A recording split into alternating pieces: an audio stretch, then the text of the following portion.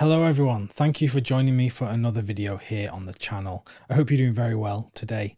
I thought I'd do a bit of a catch up and let you know some of the films that I have been watching and enjoying lately. So I have a big stack of films to go through here. I hope you can take one or two of them as recommendation to go and watch or add to your watch list.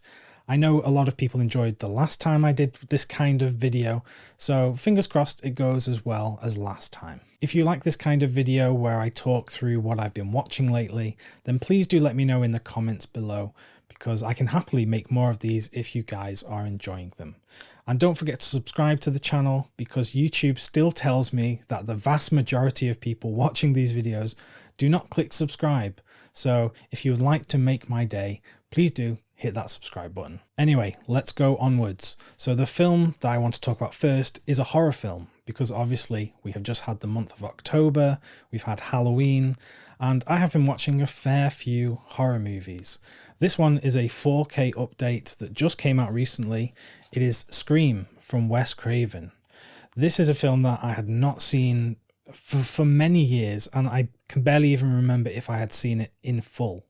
Most of my memories about this film are very closely linked to Scary Movie, which of course is the spoof film based on this. I had an absolute blast with this film. It looked great and sounded great on this 4K disc, and I'd forgotten just how shocking that opening sequence was. Like it really had me like my heart racing, like genuinely. So that Scream, it's a classic, but what can you do? It's Halloween, you gotta watch some classics. Speaking of Halloween classics, how could you not with this next one? Hocus Pocus. This is the 4K disc. Again, it's a great looking disc. It's a disc that I think some people had issues with because the picture quality is actually quite dark compared to previous Blu-rays. If you're watching this film how it should be watched, in total darkness, which is how I did it, you're not going to notice any issues with the level of brightness of the film. I think it looks amazing on the 4K disc. Rewatching this film this Halloween really reminded me of what cinema can be. And I don't mean that this is the best film of all time. What I mean is that films come in all sorts of different shapes and different sizes. And there are films for certain occasions, for certain moods and feelings. And this film is exactly what you want to watch for a good light-hearted time at this time of the year. I hate when some people get wrapped up in always comparing films to certain benchmarks. People always say a film is no Citizen Kane, or people like to compare everything to a Kurosawa film or a Tarkovsky film. A film can be so many different things, and this is why I love Hocus Pocus, and it will always be in my collection. Keeping on the scary train, I have Pulse from Kiyoshi Kurosawa. This is one that I watched with my brother, and we were both left feeling a bit empty, very scared, almost a bit depressed after watching this. It is a very powerful film indeed. Not what I was expecting going into it. It is very scary, but it also has a very important message about loneliness and finding a place in the world amidst modern technology. And yeah, I won't go too much further into that, but it's a very good film indeed. So if you like a good scare, but also a film that will leave you thinking a lot, then definitely check out Pulse. I had a lot of fun with this next one. It is The Mask of the Red Death. This is the Roger Corman movie starring Vincent Price. It's very campy, theatrical, horrific in parts, and it's very colourful. And this Blu-ray looks amazing. Another thing to say about this film that I found very interesting given what we've all been through during the last 2 years is that it's about this prince who decides to self-isolate during a pandemic. So that's all I'll say about The Mask of the Red Death. A film that I loved rewatching this time round is Perfect Blue. This is one of my favourite anime films of all time, up there with Akira and Ghost in the Shell. It's a thriller that is very giallo-like due to its concept and its execution, and it's a film that famously has inspired Darren Aronofsky when he made Black Swan. There's even some shots that are like exact copies almost, or I shouldn't say copies, influences. Yeah, I love this film. Such a good thriller, and it's quite a short film. I think it runs under 80 minutes, so it's one of those ones where you've not quite got an hour and a half, but you can just squeeze in a good film. I'll give a brief mention to The Seventh Seal from Ingmar Bergman. This is the 4K disc from BFI. I just did a video reviewing this disc, so I won't talk much about it here, but it is a great disc and one of the best films ever made. So please do check this disc out if you're a fan of the film. During the month, I also watched The Straight Story from David Lynch. This was my first time watching this film, one of the last films that I needed to watch to complete Lynch's filmography. And I've got to say, I think this is my favourite David Lynch film out of them all. The film is very uncharacteristic for Lynch because it isn't about mystery, it isn't completely weird and bonkers. It's just very heartwarming, a very touching story, and I was crying at the end. So I'm very pleased with having finally watched this. I got this Blu-ray from Germany because it isn't available here in the United Kingdom, and the Blu-ray does not look great. I think it's sourced from an old master that was used for the original DVDs back in the day, and I believe there's some sort of rights issues because I think Disney own the rights to this film, and they're probably never going to restore it and do a disc on Blu-ray or 4K Blu-ray. So it's sad. I would really love this to get a 4K release and a new restoration. So I'm going to keep wishing, going to keep praying, but hopefully one day. Back to the spooky films.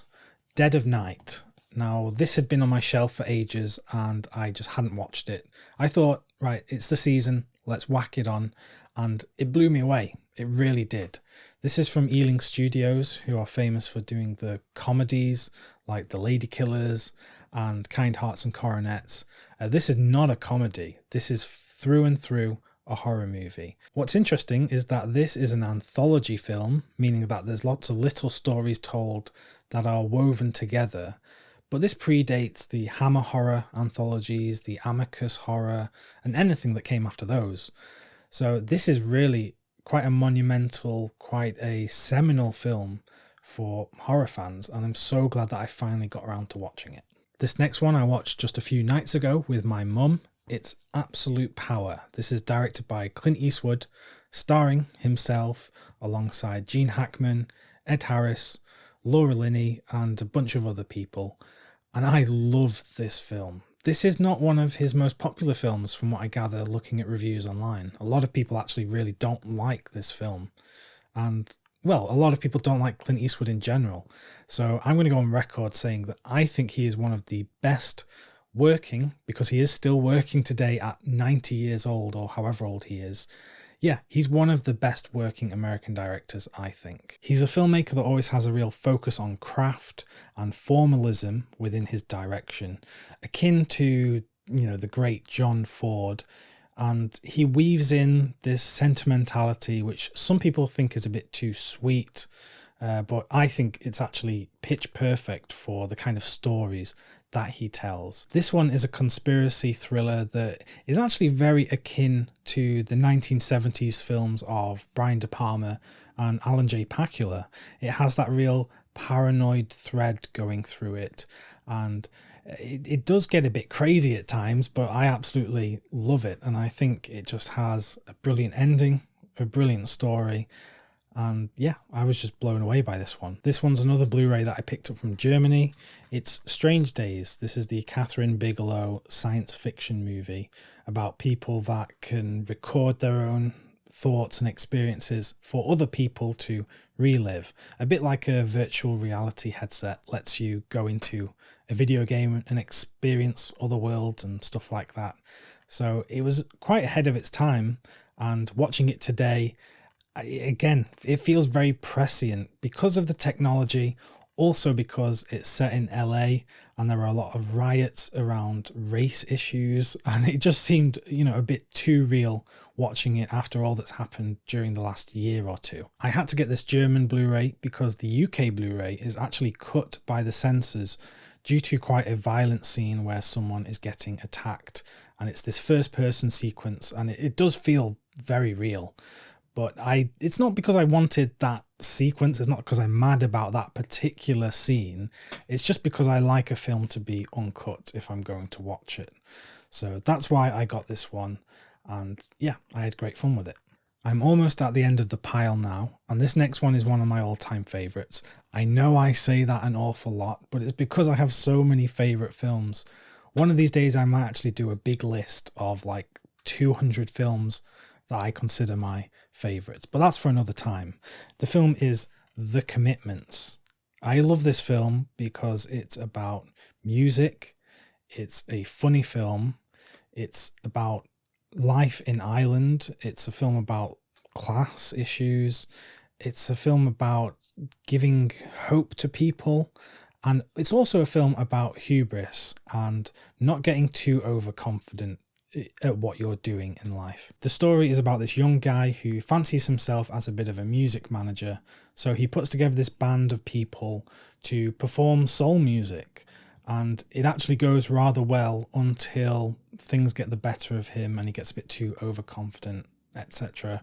It's a great film, and it makes a great companion piece with the modern film Sing Street, which is another Irish film about music and comedy. So one of my all-time favourites, and this came out the year I was born, so it always has a special place in my heart for that rather useless fact. The last film that I want to talk about is my favourite horror film of all time, and this rewatch really cemented that fact for me. It is The Innocents from Jack Clayton. This is the Criterion Blu-ray, and genuinely this is the most horrific film for me. It just chills me every time. I find it so scary.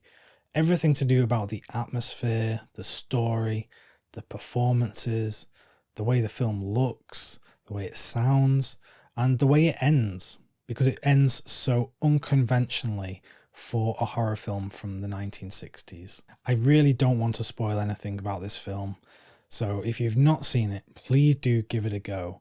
Just because it's from the 1960s and it's in black and white does not make it not scary. It really is chilling. If you let yourself be taken over by the film, it might well be one of the scariest things you ever see, because that's how I see it. And I've seen a lot of horror films, so I'm not judging it easily.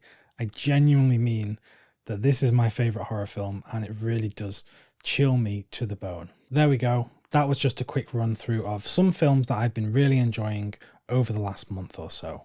I hope you've enjoyed this video. If you have, please do subscribe to the channel and drop a like on this video.